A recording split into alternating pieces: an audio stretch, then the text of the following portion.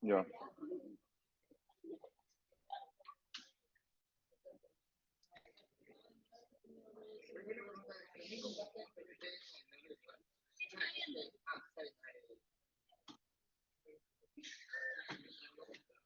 Ya.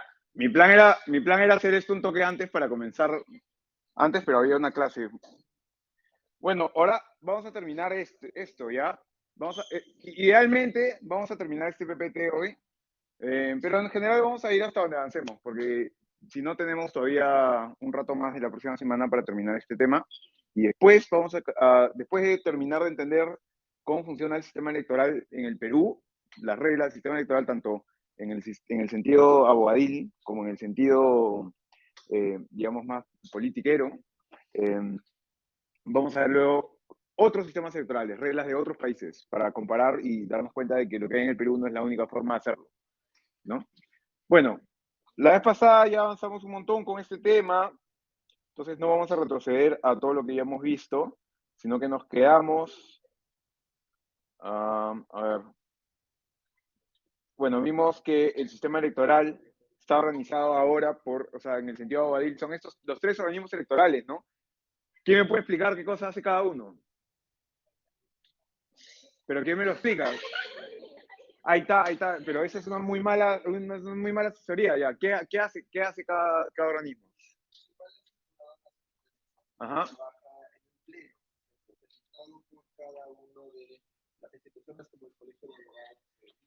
ajá,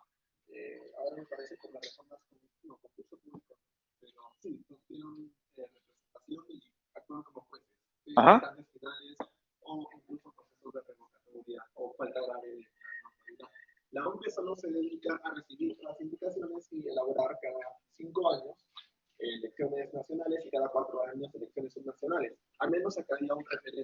Ujú.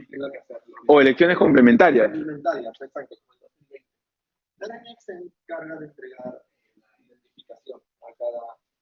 Ujú.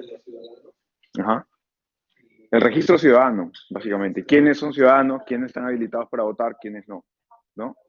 El padrón electoral, el que lo aprueba. La OMPE, entonces, organiza logísticamente las elecciones y digitaliza los votos. ¿Los cuenta? No, no los cuenta, ¿no? Digitaliza los votos. Digitaliza el conteo de votos que ya es hecho.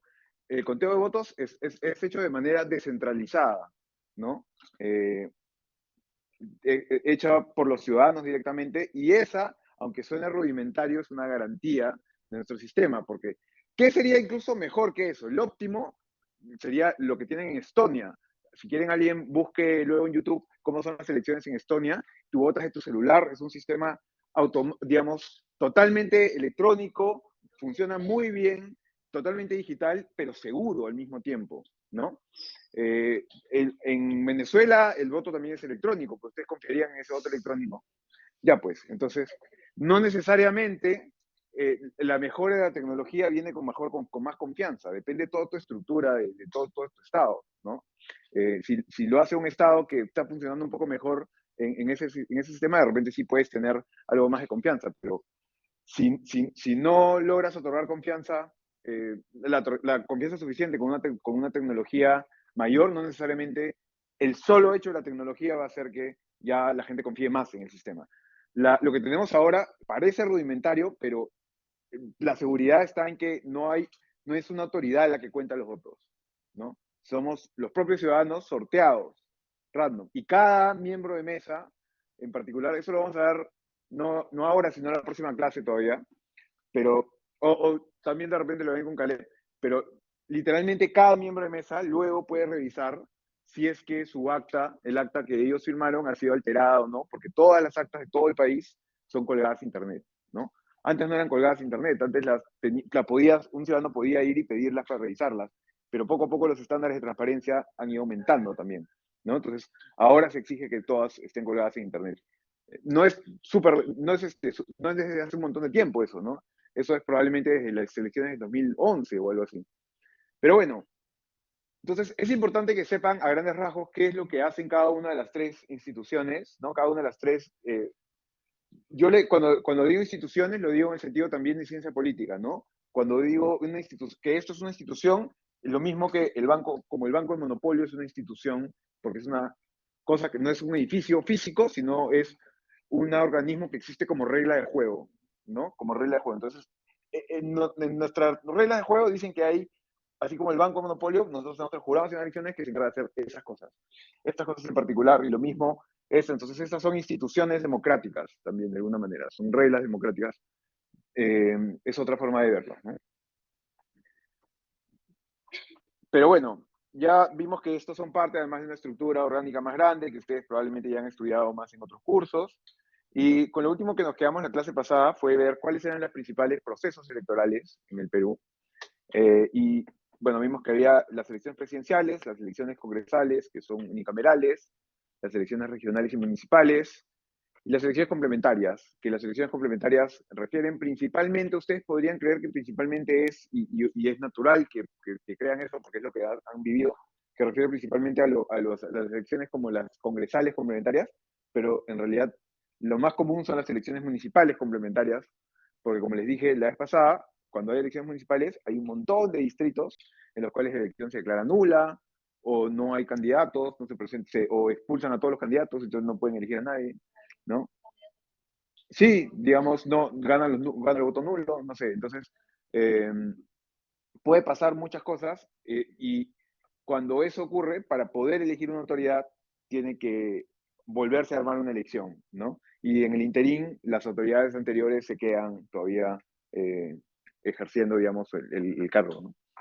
Eso en general ocurre en todo el Estado. O sea, cuando un ministro, por ejemplo, lo sacan y aceptan su renuncia, pero hasta que no llega otro ministro y sale en el peruano que se ha nombrado otro ministro, ese ministro tiene que quedarse ahí, ¿no?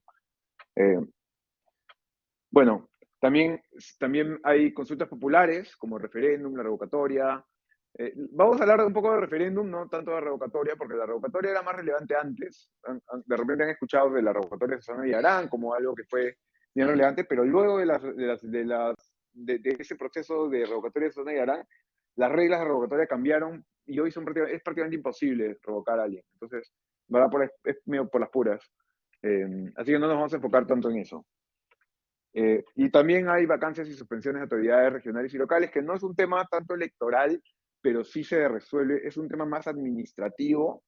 Y esto es distinto a la vacancia presidencial, no la confundan. Mucha gente se confundía lo de Muñoz con, pero ¿y por qué a Dina Boluarte? No, en ese momento Pedro Castillo no lo vacan por lo mismo que Muñoz.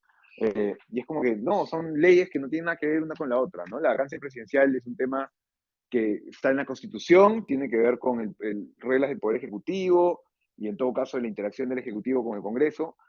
Acá estamos hablando de un proceso administrativo de municipios que inicia en el Consejo Municipal o en el Consejo Regional y se confirma en el Pleno del Jurado Nacional de Elecciones como segunda instancia.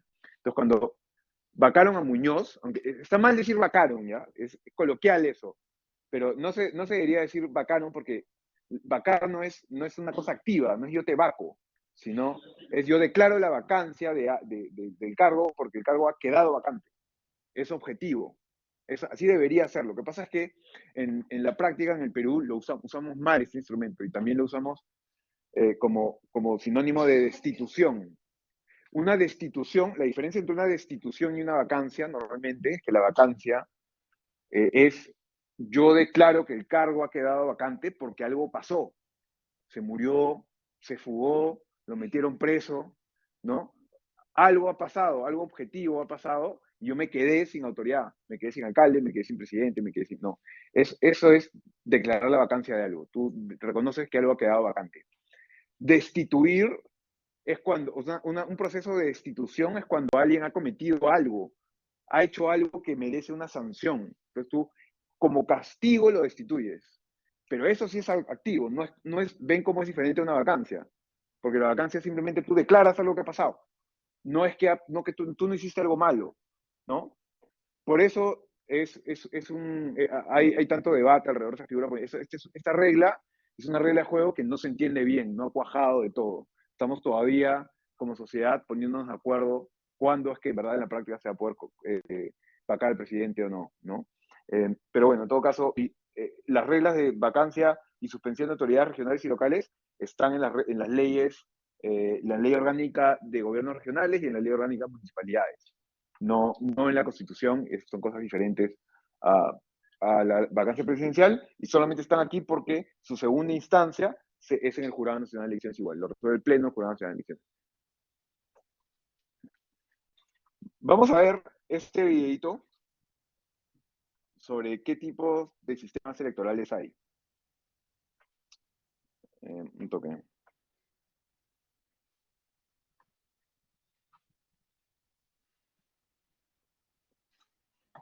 No lo vamos a ver completo, porque yo les recomiendo ver luego más completo este video. Por si acaso he subido varios videos, no sé si han visto, he empezado a subir algunos videos a Blackboard. Eh, y voy a ir subiendo más. Chequéenlos, porque a veces hay videos que dan contexto para entender mejor algunos de estos temas. Sobre todo videos que tienen que ver con historia. He subido algunos, o he hecho referencia a algunos en las clases, y voy a tratar de subir todos los que haga referencia y que me parezcan relevantes. Pero hay algunos videos, no todos los vamos a poder ver en las clases, pero que le dan bastante contexto a lo que estamos viendo, ¿ya? Si me olvido de subir alguna vez, avísenme.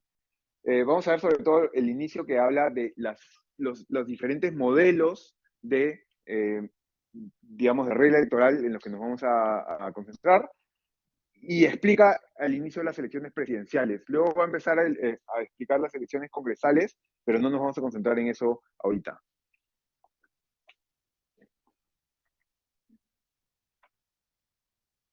¿Qué tipo de sistemas electorales existen? ¿Conoces cuáles se aplican en tu país y cuáles son sus ventajas y desventajas?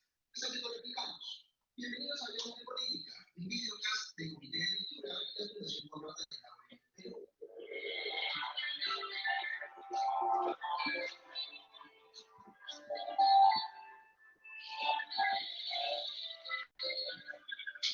El episodio anterior de este videocast que pueden ver aquí nos sirvió para explicar la importancia que tienen las elecciones en las democracias y que las hay de distintos tipos, presidenciales, parlamentarias, regionales o municipales. Explicamos también el concepto de distritos electorales, que es la forma como subdividimos al país para una determinada elección. La elección presidencial, por ejemplo, la realizamos como si todo el territorio nacional fuese un único distrito electoral, mientras que la elección para el Congreso subdividimos el país en 27 distritos electorales, de los cuales salen 130 congresistas elegidos. Ahora, ¿se han dado cuenta de que las reglas para elegir al presidente y a los congresistas no son iguales? ¿Cómo sabemos? ¿Se han dado cuenta? En cada caso. En la elección presidencial me imagino. Es sencillo. Sabemos que normalmente en la primera vuelta nadie saca más del 50% de los votos válidos. Y luego hay una segunda vuelta, donde la cosa se define entre los dos candidatos que sacaron más votos en la primera vuelta. ¿Y cómo es en el caso del Congreso? Pues ahí la cosa es más complicada, pero no se preocupen que la idea de este videocast es poder explicar esto de manera sencilla para que podamos comprender mejor cómo funciona esta democracia. Muy bien, les comenté al inicio que hoy vamos a hablar de sistemas electorales. Recuerden que aquí siempre decimos que la democracia es un sistema de relación de preferencias políticas.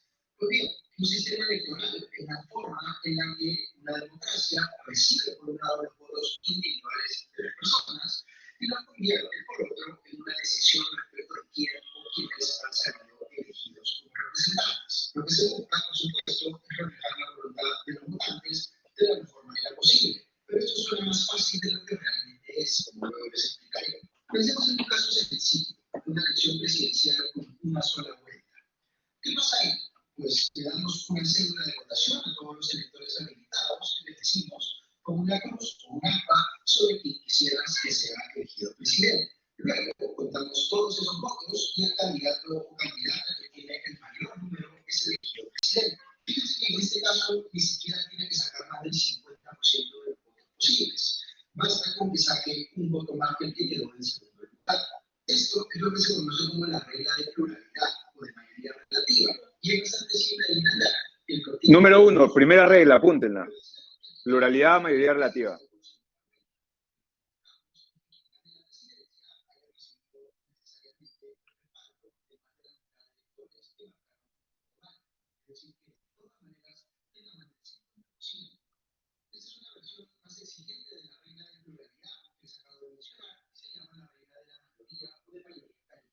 Segunda regla.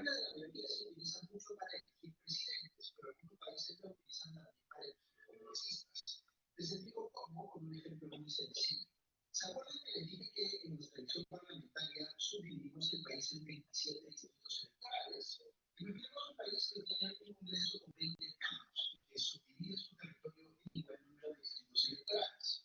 ¿Qué significa eso? Pues que cada uno de sus distritos electorales elige a un congresista. Eso es lo que se conoce como un distrito electoral uninominal, es decir, donde solo hay un puesto en contienda.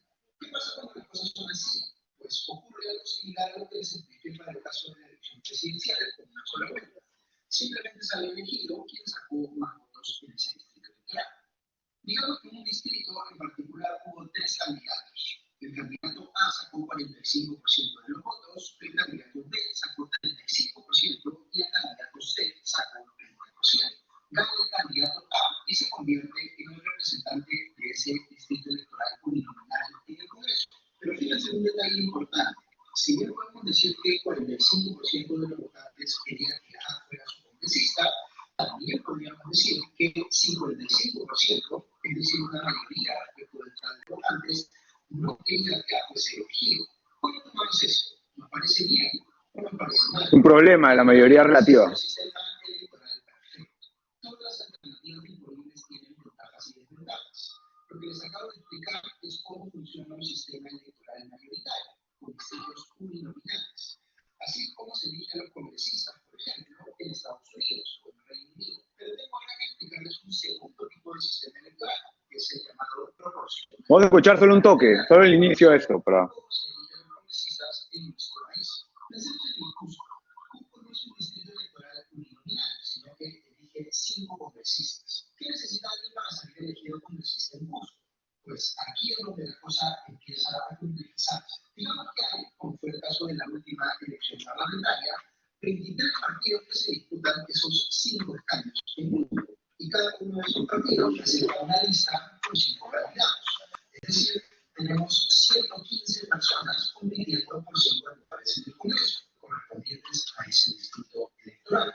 Lo que termina pasando es que el voto cusqueño se dispersa entre esos 115 candidatos. El que más votos obtiene apenas supera los 25.000, que si se ponen a pensar es bastante bajo si uno considera que Cusco tiene más de 1 millón de votantes en total.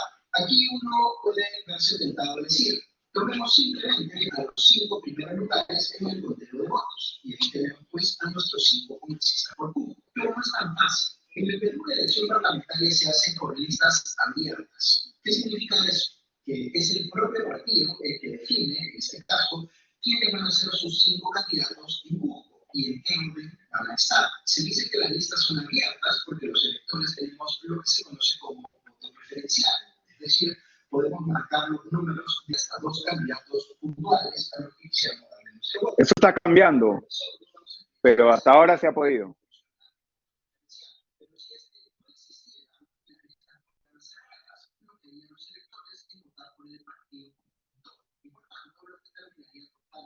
Es cuántos votos obtuvo cada partido. Digamos que el que obtuvo más votos en total fue el partido A. ¿Qué hacemos entonces? ¿Le damos los 5 escaños a ese partido? No. Eso sería aplicar la regla de pluralidad que les expliqué antes. Y no es la que utilizamos aquí para el Congreso. Aquí aplicamos la regla proporcional que funciona. Es difícil, así que presten atención a esto. La regla proporcional es repartir esos escaños entre varios partidos, a diferencia de la regla mayoritaria que se lo daría a todos a un solo partido. Pero ¿cómo hacemos esa distribución? Pues detrás de la regla proporcional hay una lógica matemática algo compleja. De hecho, hay varios tipos de regla proporcional según el método matemático que se prefiere usar en determinado país. Pero que totalmente sencillo. Lo que estamos buscando aquí es definir cuántos votos se necesita en el distrito electoral de nuestro ejemplo para ganar un escaño. Bueno, este número es lo que se conoce como la cifra repartidora. Y vamos a tener un episodio enteramente dedicado a explicar cómo se calcula esta última. Pero para no complicarnos por ahora, asumamos que esa cifra repartidora es de 10.000 votos. ¿Qué hacemos luego? Pues dividimos el número total de votos obtenidos por cada partido entre esa cifra repartidora. Para hacer sencillo ejemplo, digamos que el partido A obtuvo 30.000 votos en total, el partido B obtuvo 20.000 votos y los otros estuvieron en 8.000 y 5.000 votos respectivamente. Al dividir esas cantidades entre la cifra repartidora, nos da 3 y 2 en los dos primeros partidos, pero en el tercer y cuarto el resultado es inferior a 1. Pues eso significa que esos dos primeros partidos obtienen 3 y 2 escaños respectivamente. ¿Qué es lo que es entonces el orden preferencial que antes mencioné? Pues cambia el orden en el que van asignándose esos escaños. Si el partido A obtuvo 3 de un sistema sin voto preferencial, esos 3 irían para los 3 primeros de la lista presentada por el partido, en el orden establecido. Pero digamos que el candidato que estaba en cuarto en la lista es muy popular en un sistema donde sí hay voto preferencial y obtuvo individualmente más votos que los que estaban antes que él en la lista. ¿Qué ocurre entonces? Pues se altera el orden como resultado del voto preferencial y ese candidato que estaba cuarto ahora es el primero en recibir un escaño, aunque el número total de escaños que le corresponde a ese partido no haya cambiado. Hay una regla que... Ya. La regla que va a explicar ahora es, hay una valla electoral que es la que te dice cuáles son los partidos que puedes tomar en cuenta para hacer ese ejercicio. Todo lo que se ha explicado aquí es una regla, es un poco complejo. No es el objetivo que ahorita sepan, que ahorita capten al 100% la forma de elección del Congreso. Eso es algo que vamos a revisar de nuevo en esta clase, un poco, o sea, lo voy a comentar una vez más en esta clase, más adelante, pero después ustedes van a hacer varios ejercicios con Caleb hasta que se entienda mejor, ¿ya? Así que no pasa nada si es que no han captado el detalle de la regla proporcional. Lo que más me importa es que sepan que hay clásicamente tres modelos de regla electoral, ¿ya? Dos son sistemas mayoritarios, la mayoría relativa o regla de la pluralidad, como le llaman, que es gana quien sea que obtenga la mayoría de votos, no importa el número. Ese es el primero, mayoría relativa, ¿no? O pluralidad, así le llaman. Y este ha sido súper común en varias partes del mundo. Se ha utilizado muchísimo. Se utiliza todavía, nosotros lo usamos, por ejemplo, para elegir alcalde, ¿no?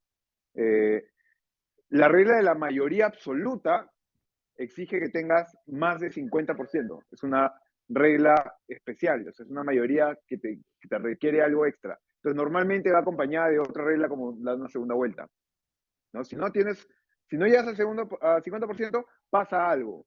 O hay una segunda vuelta, o de repente, antes lo que pasaba en Perú era que el Congreso elegía entre los tres primeros candidatos, ¿no? Era la regla anterior. Sí, eso pasa.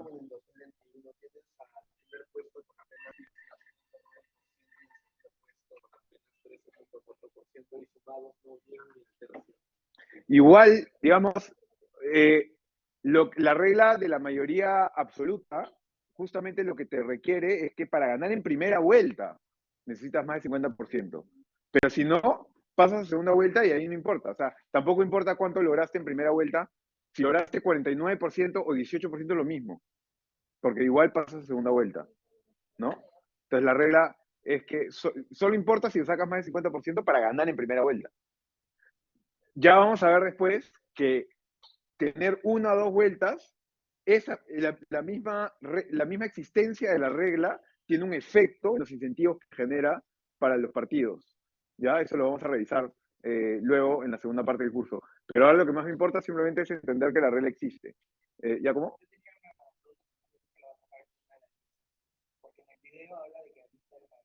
Ajá.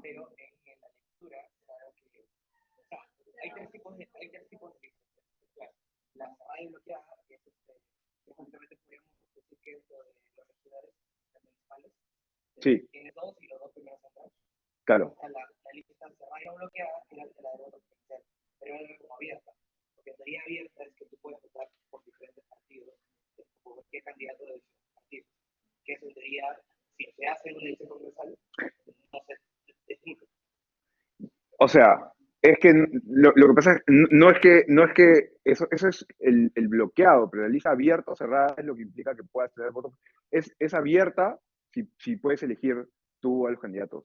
Es cerrada si la lista tú no la puedes alterar y el partido mismo es el que la impone, ¿no? Ambos son lo mismo, porque es que en la historia sea lista cerrada y no bloqueada. La diferencia es la palabra que dice. Bloqueada y no bloqueada. La bloqueada, Claro. como el ejemplo de los regidores, la no bloqueada Ajá. el voto referencial. Y es más, a ver, bloqueada y no bloqueada es el voto referencial que se está en juego. Porque después es la distinción entre ya cerrado, que son dos votos, y la abierta o el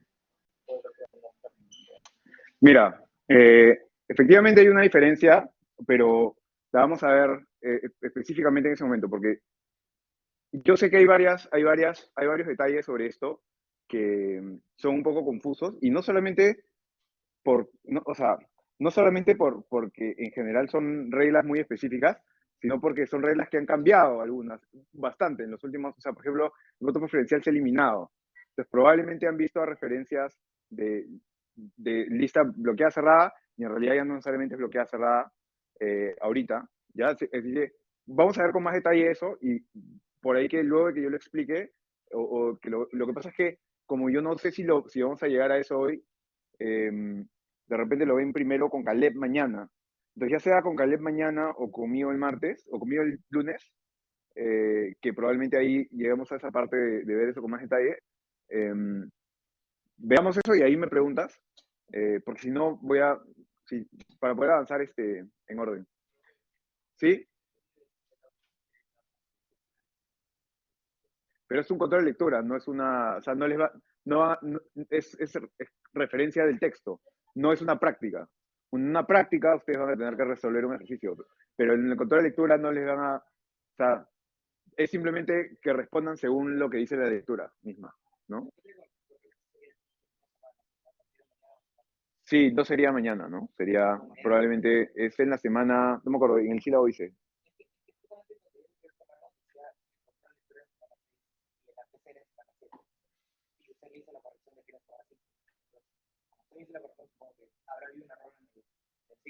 Sí. ¿El control o la práctica? El control, semana 6. Ya. Bueno, veámoslo en el break, ¿ya? Ahorita, veamos eso en el break. Lo que les decía ahorita, lo que les decía ahora, a ver, regresando a lo que hemos visto en el video, lo importante es que ahora saquen que hay tres reglas relevantes, ¿ya? La regla de la mayoría relativa, la primera, ¿no? Quien sea que saque la mayor cantidad de votos, mayoría absoluta, que viene con alguna consecuencia después, o segunda vuelta, o alguna otra forma de definir. Y la tercera es la regla proporcional. Y la regla proporcional lo que busca es que no sea un solo candidato el que gane, un solo partido el que gane, sino que busca dividir, digamos, la elección entre varios partidos. Entonces, de alguna manera que es una regla que favorece al multipartidismo, ¿no? Ya vamos a ver después con más detalle cómo son estas relaciones entre la regla electoral y el sistema de partidos, pero normalmente se utiliza en elecciones presidenciales para los países que eligen presidente, porque no todos los países eligen presidente, ¿no? Los países parlamentarios solamente eligen a su congresista. Pero los países que eligen presidente normalmente eligen a su presidente o con mayoría relativa o con mayoría absoluta. Y algunos países que eligen, sobre todo los parlamentarios, eligen a sus congresistas con mayoría absoluta o con mayoría relativa. Pero la regla proporcional, ¿no? La repartición proporcional, que es esta repartición matemática que han visto acá, esa se usa normalmente solamente para elecciones que se llaman plurinominales, o sea, que son de varias personas, no una elección de un presidente, de una sola persona, sino una elección de varios congresistas, ¿no? De los 5 congresistas de Cusco, o algo así.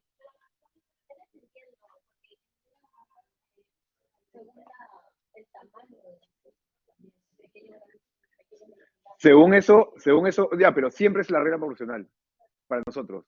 Entonces, Según el tamaño del distrito es la repartición y hay reglas diferentes. Y hay algunas reglas especiales en las municipales que no aplican en la del Congreso, ¿no?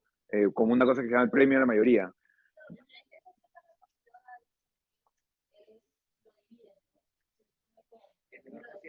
Ajá.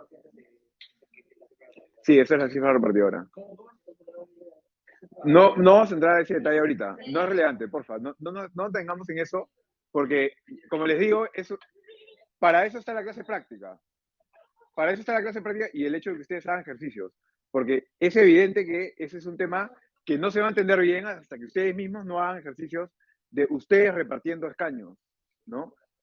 O sea, que ustedes resuelvan ya con tal cantidad de congresistas, jurisdicciones a las que tienen que asignar 5 ganadores, cómo ustedes mismos apliquen la cifra repartidora. Una vez que ustedes hagan eso, recién van a entender bien el tema. Hasta que no hagan ese ejercicio, ni siquiera se preocupen por entenderlo del todo bien, ¿ya? No, es que en control de lectura, de nuevo, en control de lectura no les van a pedir eso. Le- no les van a pedir calcular. Entonces, no se preocupen por calcular para el control de lectura. No va a venir una pregunta sobre cómo se reparte exactamente. O sea, no les va a decir el control de lectura, tienen un país de 1000 personas con 25 distritos y no les va a pedir que hagan eso. Eso es una práctica calificada. Ya, ahora, porfa, ahora sí regresemos a esto. Ya, vamos a ponerle un pin al tema del Congreso, al tema de las elecciones del Congreso, y porfa, eh, cualquier pregunta sobre eso, continúen en las clases de mañana con Caleb. ¿Ya? Eh, de nuevo, ¿se entienden entonces las 3 reglas principales que han habido? ¿Cuáles son? Repítamelas. Un sistema proporcional. Ok. Nosotros tenemos nosotros usamos las 3 para diferentes cosas, como vamos a ver. ¿Dónde están repartidas? Ojo que hay otras reglas más modernas ahora que vamos a ver en la segunda parte del curso, como por ejemplo el rank choice o el voto probatorio, ¿no? Que es lo que leyó David sobre lo que tú leíste sobre el texto de Guillermo, es sobre voto probatorio. Es otra cosa diferente al sistema mayoritario proporcional. Es una alternativa nueva. Pero esto de mayoritario proporcional son los sistemas más clásicos, los que hemos conocido siempre. Entonces existen en todo el mundo. ¿Por qué? Porque son los primeros que se inventaron. Y desde hace cuánto hay elecciones en el mundo, desde hace bien poquito. Entonces son los que hay, ¿no?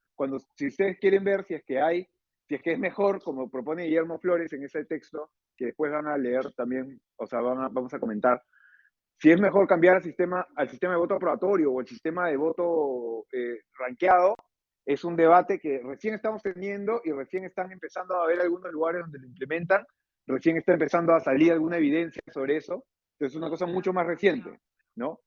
Estos son los 3 métodos clásicos más bien que han habido toda la vida. ¿Dónde es que está puesta o dónde están materializadas nuestras reglas electorales? En, en un sinfín de leyes, ¿no? Las principales son estas de acá. La Constitución, la Ley Orgánica de Elecciones, la Ley de Organizaciones Políticas, la Ley de Elecciones Regionales, Elecciones Municipales, la Ley Orgánica de Municipalidades, la Ley Orgánica de Elecciones, la Ley Orgánica de Gobiernos Regionales no se llama de elecciones, se llama Ley Orgánica de Gobiernos Regionales, la Ley de Procedimiento Administrativo General, también supletoriamente es relevante para bastantes de estas cosas. Sí, necesitamos obviamente un código. Y además hay N reglamentos, un montón de reglamentos, que varios de estos reglamentos los tiene que aprobar el propio jurado nacional de elecciones y cambian en cada elección. ¿Por qué cambian en cada elección? Porque los jurados son unos pesados. No, porque el Congreso cambia la ley siempre antes de cada elección. Entonces, cuando cambia la ley, tiene que cambiar el reglamento, porque el reglamento tiene que seguir la ley, ¿no? Entonces, un montón de veces van a ver que la gente le echa la culpa a la OMP, al jurado, de aplicar la ley. Pero esos son los que aprobaron la ley. La ley la aprueba el Congreso, ¿no? Eh, pero bueno, ok, entonces tengan en cuenta esto, siempre que revisen leyes, revísenlas en SPIG, ¿no? No las busquen en otra plataforma, nunca googleen leyes y miren lo que sale en el peruano, porque ustedes no saben de cuándo es esa ley, no saben si ha cambiado o no. Busquen siempre a través de SPIG, porque SPIG es lo que les dice si es que la ley ha tenido cambios recientemente o no, ¿no? Y además, o sea, lo que sí tienen que tener en cuenta es que SPIG, lamentablemente, como es el Estado, a cada rato no funciona, a cada rato se cae, ¿no? Entonces es una cochinada. Entonces tienen que cuando usan una ley muy, muy seguido, lo que les recomiendo hacer es que cuando se metan y funciona, bájenselo en PDF, ¿no? Cosa que, porque además Speak huele cuando tú la necesitas, ¿no? Cuando necesitas más Speak, necesitas hacer un trabajo, ahí no funciona, por 3 horas. Se vence el deadline de tu trabajo y vuelve a funcionar, ¿no? Entonces, para que no les pase eso y no sufran y no renieguen con Speak, bájense las leyes en PDF y bueno, cada cierto tiempo, ¿no? Igual no cambian tan seguido, si se la bajan cada 6 meses, más que suficiente. Por supuesto que lo que yo les he contado antes es que sería buena idea tener un código electoral, ¿no? Y ya, como ya les había dicho, hay proyectos del Jurado Nacional de Elecciones que a cada rato le dice al Congreso, oye, mira, acá te he hecho un código electoral, mira, para que lo vean, ¿no? Bacán, ya está armadito. El primero que se propuso fue en el 2010, después se propuso en el 2014, 2015, 2016, 2019, 2020, siempre se toma la foto, bacán, todo, y al final el Congreso, pum, no le hace caso para nada, ¿no? Lo dejan visto. Hay otros países que ya tienen evidentemente su código electoral, ¿no? Argentina, Brasil, Panamá tienen todos un código electoral. Hay varios otros países más que tienen estas reglas y en realidad tiene sentido, ¿no? Digamos, quienes ven derecho electoral no son los únicos que reclaman esto, también no tenemos código laboral y digamos, hay más de una parte de nuestra legislación que, como ven, el Estado peruano no se ha terminado de armar del todo, la democracia peruana está recién todavía en construcción, entonces todavía nuestro sistema legal sigue armándose, ¿no? Entonces seguimos todavía debatiendo si es que deberíamos, ¿no? Pero bueno, en vez de tener esto, nosotros tenemos todas estas vainas. Para que se hagan una idea simplemente de las dos principales, que yo de todas maneras les diría que fuera de la Constitución, reglas, digamos, más importantes, pero después las dos más importantes que ustedes deberían revisar siempre son la Ley Orgánica de Elecciones y la Ley de Organizaciones Políticas, ¿ya? Esas son las dos que más cosas regulan. Para que se hagan una idea, acá les voy a leer, se los dejo esto en las diapositivas para que tengan en cuenta qué está regulado acá. Yo sé que no se ve muy bien ahorita, se los voy a leer nomás.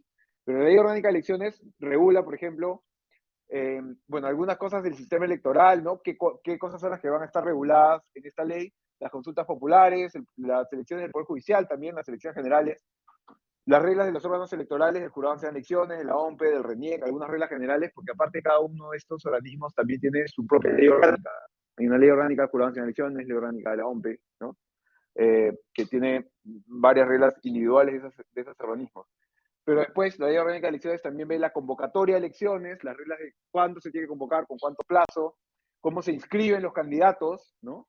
¿Quién tiene que venir del partido para inscribir, en dónde, cómo es el proceso de inscripción, cuáles son los personeros, las reglas sobre el material electoral, las cédulas de sufragio, las actas de votación, las reglas sobre propaganda electoral, ¿no? ¿Qué puedes decir tú durante las elecciones? Tiene algunas reglas específicas y el jurado fiscaliza que eso se cumpla, ¿no? A través de áreas de fiscalización, ¿sí? Sí, sí, sí. Sí, yo creo que también que es un desastre, pero debería cambiar, pero bueno, hasta ahora lo tenemos, ¿no? Actividades preliminares al sufragio, entonces, cómo son las reglas de hacer el padrón, cómo tienes que difundir el padrón electoral. También está el voto de los ciudadanos en el extranjero, son unas reglas especiales del voto ciudadano en el extranjero. Las reglas del propio día del sufragio, ¿no? La misma votación, el escrutinio en mesa, cómo es el cómputo de resultados y la proclamación de resultados, que primero se hace en cada jurado electoral especial, como les dije, y al final lo hace ya el Jurado Nacional de Elecciones cuando ya tiene los resultados de todos los jurados electorales especiales. Después también están los procesos de nulidad de las elecciones, ¿no? Que es lo que pedían Fuerza Popular y también Perú Libre. Alguna gente se olvida, pero Perú Libre también puso varios pedidos de nulidad. Pero claro, Fuerza Popular fueron bastante más, ¿no? Eh, las reglas de presupuesto electoral, hay delitos electorales, que esa parte es súper chistosa porque se contradice con el Código Penal. Entonces, en el Código Penal van a ver que regula algunos delitos de forma diferente a como están regulados en esta ley. Es simplemente porque nuestras leyes a veces no conversan bien, porque no hemos terminado de armar bien el Estado. Y bueno, esas son las cosas que se regulan ahí, ¿no? Entonces, por ejemplo, una regla importante que está acá es que, ¿cuáles son los tipos de elecciones, ¿no? En la ley orgánica de elecciones. Las elecciones presidenciales, las parlamentarias, las de jueces, que bueno, estas no las vamos a ver nosotros, referéndum y revocatoria de autoridades, que las cuales nosotros solamente vamos a ver algunas, no revocatoria, ¿no? Esto acá, esto acá también es una regla relevante que tiene que ver también con lo que pasó en las elecciones de 2021. Ojo, la interpretación de la presente ley en lo pertinente se realiza bajo la presunción de la validez del voto. Ese es un principio que, o sea, si tú quieres decir que un voto no cuenta, a ti te corresponde probarlo.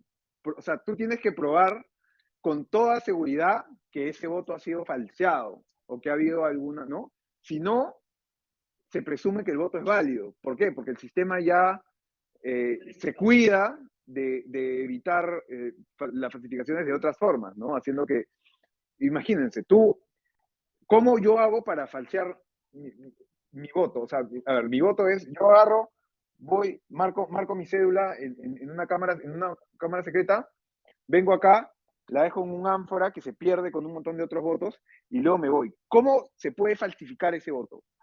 ¿Cuál es la forma? ¿Cómo hacen? Yo tengo que firmar y poner mi huella. Tendrían que ser los miembros de mesa, ¿sí o no?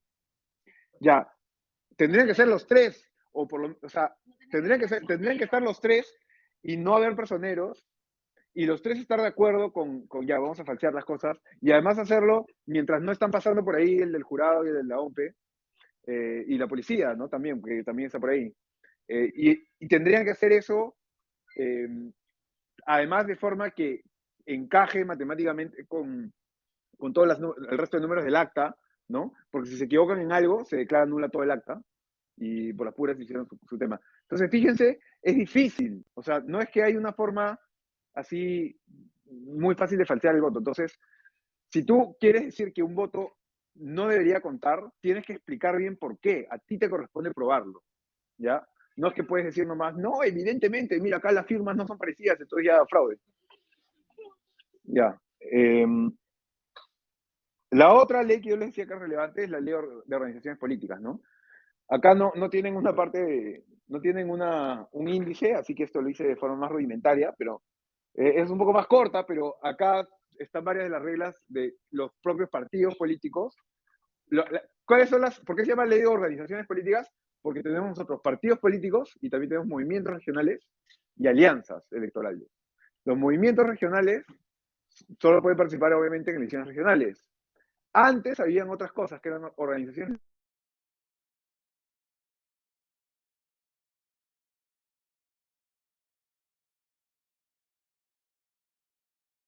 El ROP es el Registro de Organizaciones Políticas de Poblaciones Anexiones.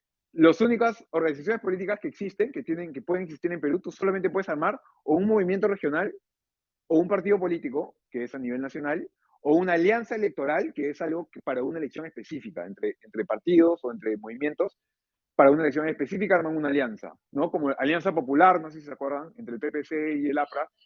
Ajá. ¿Por qué no se dan como poder los partidos políticos en lugar de fomentar los movimientos regionales que alcanzaron las cifras de 115 en el 2022? Es un debate si deberían haber. Justamente como parte de ese debate se eliminaron los movimientos locales para favorecer los partidos políticos, ¿no? Para, digamos, intentar obligar a que hayan partidos políticos. Pero o sea, no necesariamente un modelo es 100% mejor que el otro, porque en realidad sí hay, o sea, tú lo que quisieras es representar de la mejor forma posible lo que quiere la gente de ese lugar. Y sí hay gente que quisiera organizarse solo a nivel de región, ¿no? Entonces, si tú limitas eso, lo tienes que hacer por alguna razón que se justifique. Entonces, de alguna manera que el criterio al que hemos llegado ahora es que se justifica limitar lo local, porque ya demasiado, pero como somos un país que tiene este proceso de regionalización y con gobiernos regionales, lo hemos admitido hasta ese nivel, pero no es que eso es lo que esté bien, es algo debatible, efectivamente, ¿no? Tú podrías estar en contra. Eh, pero bueno, acá en la ley de organizaciones políticas se regulan, obviamente, cómo se constituyen los partidos políticos, eso cambia cada rato, cómo se cancelan también la inscripción de los partidos políticos, el reconocimiento de los que tienen alcance regional y departamental, la condición de afiliado, cómo es un afiliado a un partido político, las reglas de democracia interna, ¿no? Que antes eran elecciones internas, ahora son elecciones primarias, las que tienen que haber, que son cosas diferentes, que ya vamos a hablar de eso en un ratito, y reglas sobre el financiamiento de los partidos políticos. Estas reglas están ahí, son digamos, yo sé que estos PPT son medio aburridos porque les muestran leyes y además no son muy estéticos porque además yo como que lo saco de Spig, que no es lo máximo, ¿no? Tiene un diseño medio que parece de los 90, pero ¿qué se va a hacer? Bueno, habiendo llegado a eso, vamos a hablar ahora con un poco más de detalle de las elecciones congresales y presidenciales, que se le dicen las elecciones generales, ¿no? Pero se entendió lo que hemos visto hasta ahora, dónde están reguladas las cosas, más o menos, vamos a ver que las elecciones presidenciales y congresales tienen unas reglas específicas que están en esas leyes que hemos visto y que son justamente lo que determina cuál es la regla electoral, si es mayoritaria o no, cómo. Entonces, la Constitución dice en el artículo 110 que el presidente de la República, jefe de Estado, personifica la nación. Para ser elegido presidente se requiere ser peruano por nacimiento, tener más de 35 años de edad al momento de la postulación y gozar de derecho de sufragio. ¿Ya? Eso es un requisito, ¿no? Le dicen presidente de la República, obviamente, ¿no? ¿Qué cosa es una república? ¿Lo opuesto a qué? A una monarquía, ¿no? Entonces, por eso nosotros tenemos presidente, el Reino Unido no tiene presidente, elige solamente a su congresista, ¿no? Entonces, fíjense que analizar las elecciones también es muy diferente en un país presidencial que en un país parlamentario. Hay varias reglas que operan distinto. Van a ver que los que estudian elecciones en países parlamentarios normalmente están en un debate sobre si tener regla proporcional o regla mayoritaria, y están más concentrados en la elección parlamentaria normalmente. Pero nosotros, los que estudiamos, los que vivimos en países con sistemas presidenciales, la elección más importante, ¿cuál es? ¿La del Parlamento? No, es la presidencial. De hecho, esa arrastra a la del Parlamento un poco, ¿no? Entonces, eso también es algo relevante a tomar en cuenta. El presidente de la República se elige por sufragio directo, es elegido el que obtiene más de la mitad de los votos. Entonces, ¿qué está diciendo acá? ¿Qué tipo de mayoría? Más de la mitad. Ajá, es la mayoría calificada, ¿no? O sea, mayoría absoluta se le dice en realidad. Que es el 50 más 1, más de la mitad de los votos, ¿no? Si ninguno de los candidatos obtiene la mayoría absoluta, acá decía, se procede a una segunda elección, ¿no? Una segunda vuelta entre los 30 días siguientes a la proclamación de los cómputos oficiales, que como nos demoramos como 2 meses a sacarlos, es como en 3 meses, entre los candidatos que han obtenido las dos más altas mayorías relativas. Entonces, ¿ha sido así siempre? No, ¿no? Esta es la regla que existe desde la Constitución del 79. Antes de eso, era mayoría relativa, o si es que no lograbas más de, creo que el 36%, una cosa así, elegía el Congreso, ¿no? Entre los 3 primeros. Pero bueno, hay algunos países, hay una ola de países que entre los 80s y 90s sobre todo, algunos en comienzos de los 2000 como Bolivia, adoptaron la segunda vuelta. Pero antes lo más normal era o mayoría relativa o segunda vuelta en el Congreso como teníamos nosotros. La segunda vuelta es una cosa más o menos reciente. El único país latino que tiene segunda vuelta desde hace más de 50 años es Costa Rica.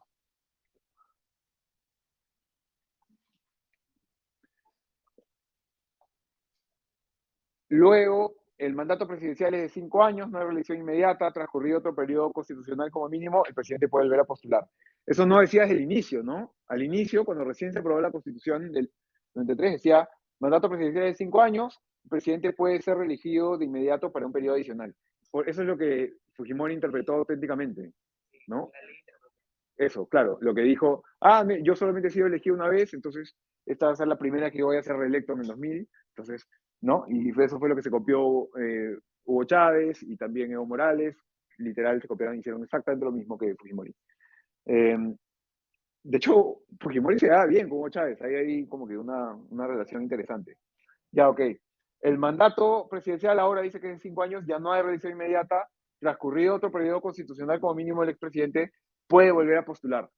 Esta es la regla es que no hay reelección inmediata, pero sí indefinida a futuro si se espera 5 años. Si me preguntan a mí, yo creo que eso es un error terrible, eso. Porque ¿qué hace? Que eso te incentiva a que los partidos no renuevan a sus líderes. Porque Alan García era el candidato eterno del APRA, porque si te esperabas 5 años, y podías volver a postular a Alan. No hay obligación de renovación de líderes, ¿no? Lo que pasa en Estados Unidos normalmente es algo, bueno, es que eso pasaba también antes de Trump, por eso Trump está quebrando un montón de reglas. Pero lo que pasaba normalmente es que tú te postulabas una vez, ganabas, y si perdías tu reelección, ya te retirabas, ya fue, ya no vuelve a haber, ¿no? Como que ya el partido tiene que renovarse, eso le da institucionalidad al partido, despersonifica al partido, ¿no? En cambio, lo que pasa acá es que se permite que entonces al PPC siempre le va a convenir mandar a Lourdes Flores, ¿no? Al APRA siempre va a querer mandar a Alan, bueno, ya no va a poder, pero digamos, así en general no se promueve la renovación, ¿no? ¿Sí?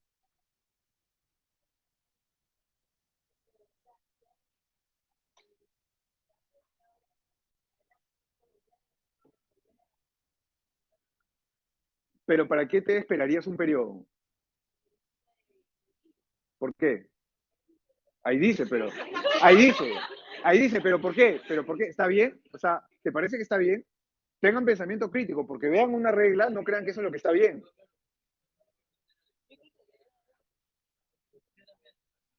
Yo estoy de acuerdo con la reelección, pero yo creo que la reelección debería ser inmediata y luego ya no.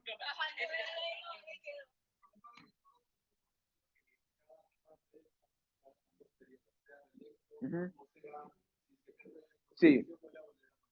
Hay una regla no escrita de que si pierdes una candidatura, pero es una regla no escrita, entonces no te obligan en la ley, de que si pierdes tu candidatura, te han nominado, pierdes tu candidatura, ahí déjala, compadre, ya deja que otro intente, ¿no?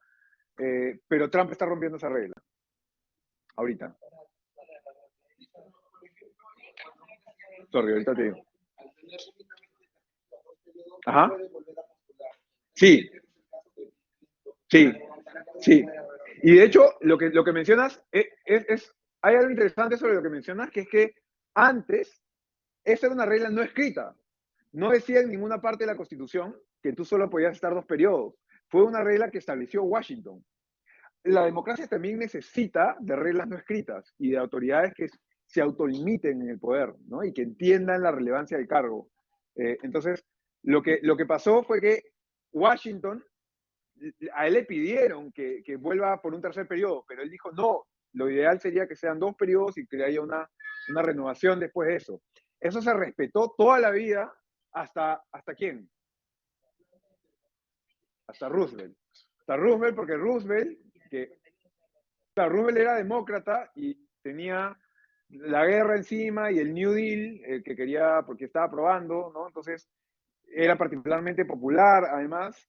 Entonces, fue un líder demócrata que eh, fue bien popular por varias cosas, y es bien interesante estudiar los efectos de las políticas que aplicó, sobre todo por el New Deal, pero tuvo decisiones antidemocráticas como esa, como la de romper esa tradición, y luego de Roosevelt tuvieron que poner la regla en la Constitución para que ahora ya no, ya se agregó otra enmienda, entonces ahora ya es una regla obligatoria, ¿no? Podría ser que pase lo mismo con Trump, que ahora Trump está rompiendo esta tradición y de repente van a poner una regla para oficializar que, oye, si lo intentas una vez, ya después, ya no.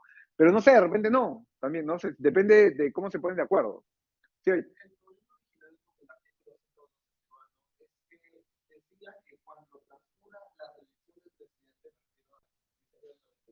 ajá.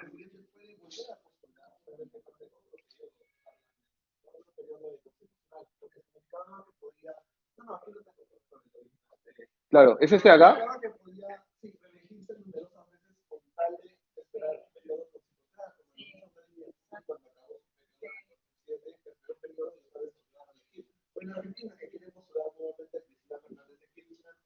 Claro. Sí, sí, pero ese problema que describes, es verdad, existe, pero es el que existe con la redacción actual, porque la redacción inicial decía que puede ser reelegido un periodo adicional nada más, ¿no?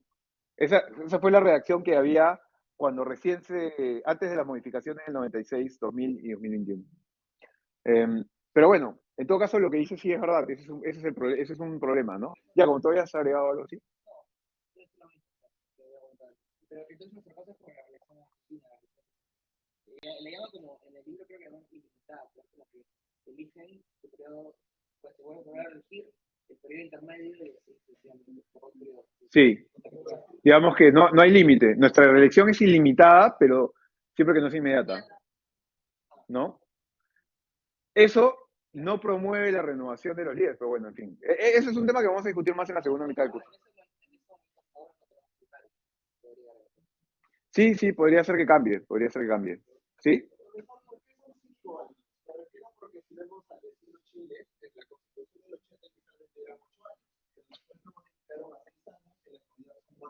Ajá.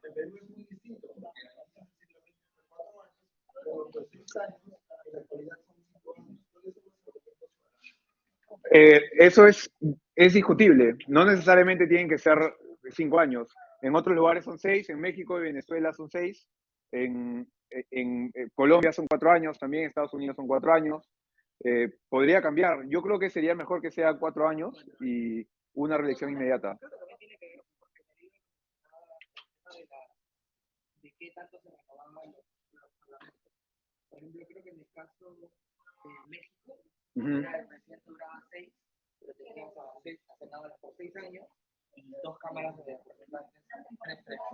Claro. Entonces, también para el caso, Sí. en nuestro caso no hemos tenido una costumbre de renovar los parlamentos. Lo que pasa es que nuestro diseño constitucional fue hecho para pensar en que calce la presidencia con un Congreso de 120 personas. Cuando lo elevamos a 130, se fallaron un montón de cálculos que quienes modificaron no tenían idea que estaban afectando. ¿Ya? Y entonces ahora pueden pasar cosas como que entra una bancada, que entra un partido al Congreso, pero no puede armar bancada, porque tiene menos congresistas de los que, porque la matemática falla, ¿me entiendes? Pero es un problema de aplicación de las reglas que vamos a ver luego. Bueno, no necesariamente tienen que ser 5 años, pueden ser más, pueden ser menos. En realidad eso es algo que va cambiando. Las reglas de elección del Congreso están acá, ¿no? Artículo 90, el Congreso de la República se elige por un periodo de 5 años mediante un proceso electoral conforme a ley. Los candidatos a la presidencia de la República no pueden integrar la lista de candidatos a congresistas. Esta es una regla que se puso por, digamos, para evitar lo que pasó con Fujimori. Pero lo que pasa es que siempre nos pasa que queremos responder a un evento específico con una ley, lo cual no tiene ningún sentido.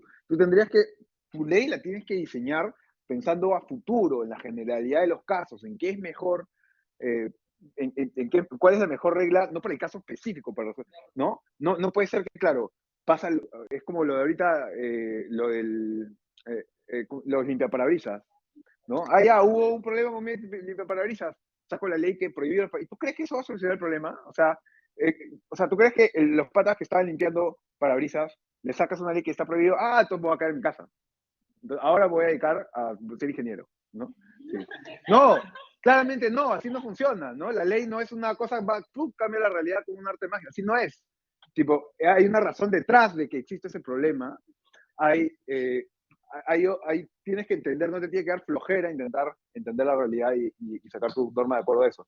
Pero bueno, lo que pasó es que Fujimori, ¿por qué se mandó a la presidencia? Para tener más, bueno, esto es lo que se comenta más, ¿no? Digamos que te lo tendría que confirmar la propia familia, pero es un rumor bastante conocido que Fujimori en realidad él solo quería postular al Senado, no tenía la menor intención de entrar a la presidencia. Lo que pasa es que, claro, lo que pasa es que podías postular a las dos cosas, y si postulabas a la presidencia te dan más pantalla, te dan más publicidad. Entonces él dijo, ya, pues, no pierdo nada. Y se mandó así y terminó ganando la presidencia, ¿no? Entonces, para evitar eso, le pusieron esta norma en la Constitución, pero también es un problema. O sea, ¿por qué no? O sea, yo creo que sería mejor, ahorita me van a acusar de fujimorista, pero yo creo que sería mejor que Keiko Fujimori tenga un espacio de representación en el Parlamento, idealmente en un Senado. Pero llegó a segunda vuelta, es una candidata que a mí me puede caer súper mal, pero es la candidata que llegó a segunda vuelta. Normalmente en los sistemas políticos, el que queda segundo, el que queda tercero, tiene una representación y es líder político desde algún lado. Acá, en Colombia sí, en Colombia se han inventado una forma para hacerlo. Acá lo que pasa es que se quedan sin chamba y todo el mundo tiene que especular. ¿Y qué hace? ¿Cómo gana plata? Y se tienen que inventar esquemas como que quitarle plata a los congresistas o algo así, porque no tenemos en verdad, y es lo que termina pasando, no tenemos un sistema que le dé espacio al político que queda en segundo lugar o al político que queda en tercero, ¿no? Y bueno, eso es parte del problema. Creo, en general, como siempre, ustedes no tienen que estar de acuerdo conmigo. Si les parece que tiene sentido, bacán. Si no, ustedes llegan a su propia conclusión. Y en el 2019, gracias a Martín Vizcarra, agregamos esta regla terrible que dice que los parlamentarios no pueden ser elegidos para un nuevo periodo de manera inmediata en el mismo cargo. ¿Ya? Vamos a hablar después de por qué esa regla es terrible, pero, pero es eso. Hay algunos impedimentos para ser elegido congresista, básicamente es porque no te permite la carrera, no te permite hacer carrera parlamentaria, y también porque hay una razón por la cual literalmente todas las democracias del mundo permiten la reelección congresal, ¿no? De repente si en Perú, después, este es el problema. No, o sea, no es inventarte la pólvora, ya. Hay algunos impedimentos para ser congresistas que están acá, ¿no? Los ministros de Estado tienen que renunciar antes de 6 meses, también los miembros del TC, el presidente del Banco Central. Y el artículo 187 de la Constitución dice que cuando las elecciones son pluripersonales, o sea, como las elecciones del Congreso o las que son del Consejo Municipal, del Consejo Regional, son por representación proporcional, ¿no? Entonces tenemos la regla de la mayoría absoluta para la presidencial, representación proporcional para el Congreso.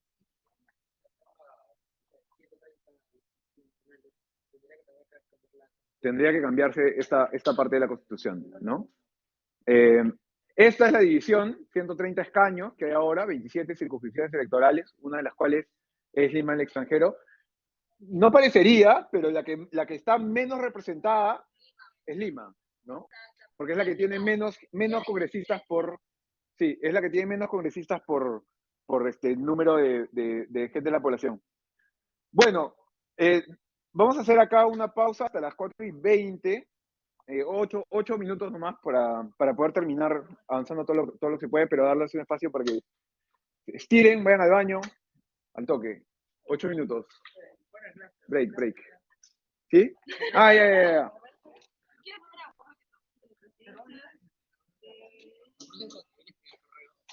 Claro. Ya, y esta es la semana 5. Esta semana 4.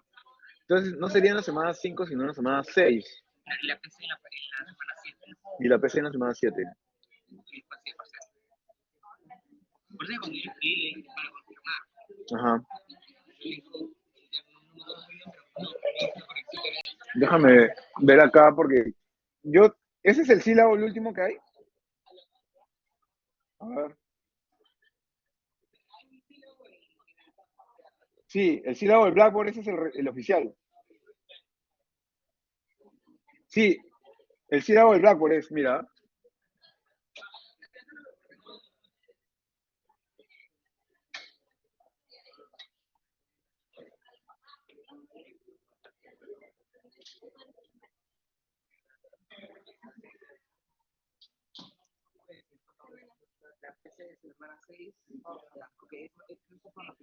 Ya, esas fechas son las oficiales. Si quieres, sácale un screenshot y pásalo en el grupo para que lo tengan claro.